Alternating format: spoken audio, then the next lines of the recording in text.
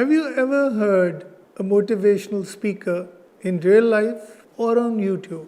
Chances are they tell you things like, you can do it. They tell you things like, if you can conceive, you can achieve.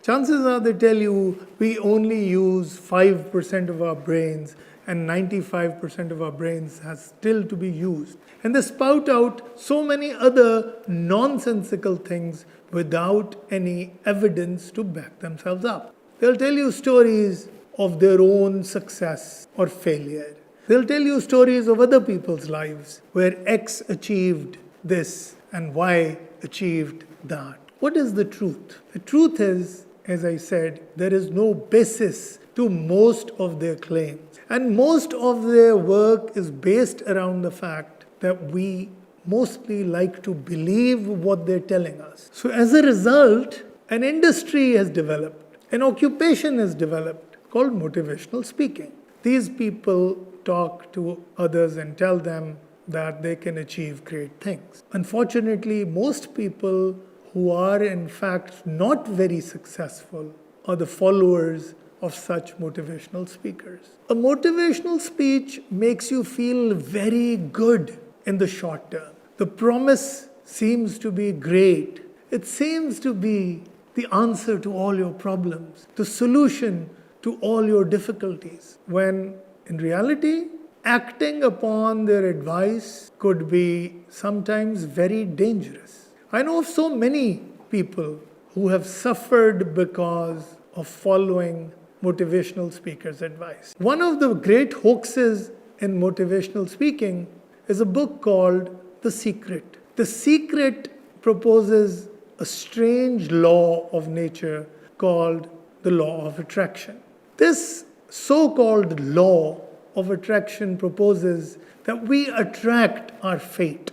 And believe me, this has absolutely no basis in reality. As with most hocus-pocus, mumbo-jumbo motivational nonsense, The Secret uses the same argument. It gives people some motivation based on a half-truth. See, what is the half-truth about it? The fact is that when we are optimistic as opposed to pessimistic, we are more likely to succeed because we are active, we are hopeful, we have future-oriented thinking, we plan well, and we are very likely to succeed. If we are pessimistic, chances are we don't see ourselves succeeding in the first place. So there is a lot of research evidence to suggest that optimists might be more successful in general than pessimists. But the reality of our world is such that there are no guarantees. Whatever we know about physical sciences and social sciences and from anecdotal experience, we know that there are never any guarantees for any strategy to be successful. There are always probabilities of failure as well as of success. But motivational speakers use this phenomenon of hope and optimism and try to convert it into a certainty. So when we go into something believing that we're going to succeed, even if our methodology is false, even if the economic conditions are not supportive, then chances are we might fail. But this failure is worse than if we had not believed the motivational mumbo-jumbo in the first place. So here is somebody who's done proper risk assessment, proper planning, and gone ahead with optimism is very different from somebody who believes that because they can conceive, they can achieve. Because they can believe in themselves, they can achieve.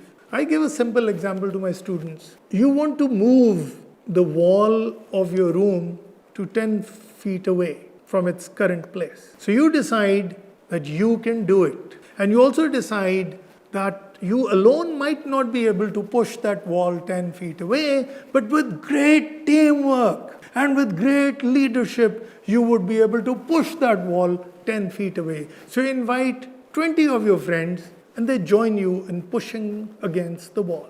What would be the result? Doesn't matter how long you push, the wall is not going to move if it has been built properly. You need to adopt a different strategy. You need to call in a carpenter to perhaps break down the wall first and then make arrangements for the new wall in a different location. So I give this example to show them that believing in yourself is a good idea. There's nothing wrong with it. That being optimistic is a great idea. There's nothing wrong with it.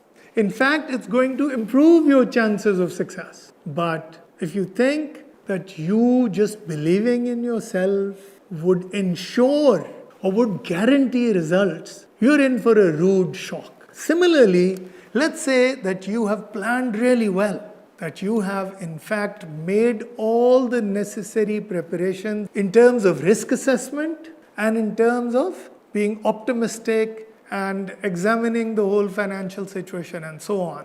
And lo and behold, the international situation around that business changes. We have evidence of that. So many people lost their businesses, so many people lost their jobs. But the important thing to remember is that that is the nature of our life. That is the nature of human existence. We can't ever have guarantees of success no matter what our belief system tells us. Coming back to the idea of what should we use to motivate ourselves. The first and foremost is examining your goals, understanding why you're doing what you're doing.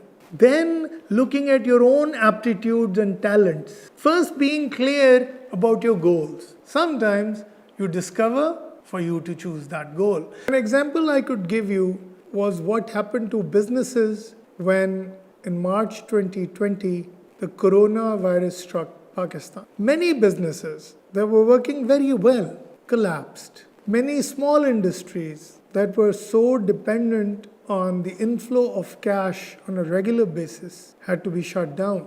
People suffered despite their best intentions and despite their best efforts. And as I said earlier, there are never any guarantees. So this half thought through hocus pocus mumbo jumbo, like The Secret, like the law of attraction, and like the other motivational speakers' words, can be dangerous. Now, what is one to do?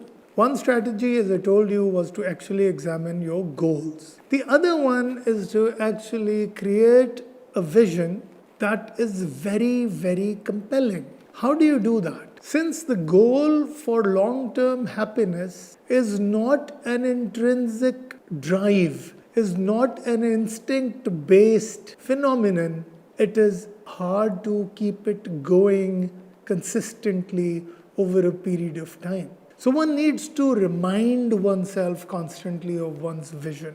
One needs to remind others of the company's vision. One needs to constantly remember those long-term goals that we are working to achieve, because the short-term pressures that exist are much more compelling. So for instance, we want to lose weight over the next 2 years. What comes in the way? A plate full of chocolate cake right in front of us. All kinds of delicious sweets and fatty foods. And it's very hard to resist them, because eating them would be consistent with our appetite, which is biological. Whereas denying ourselves short-term goals in order to achieve something over the long term is not something that comes naturally to us. To conclude, I would say that if we want to achieve long-term goals, first we must realize that there are no guarantees. Second, we must realize that our goals must be realistic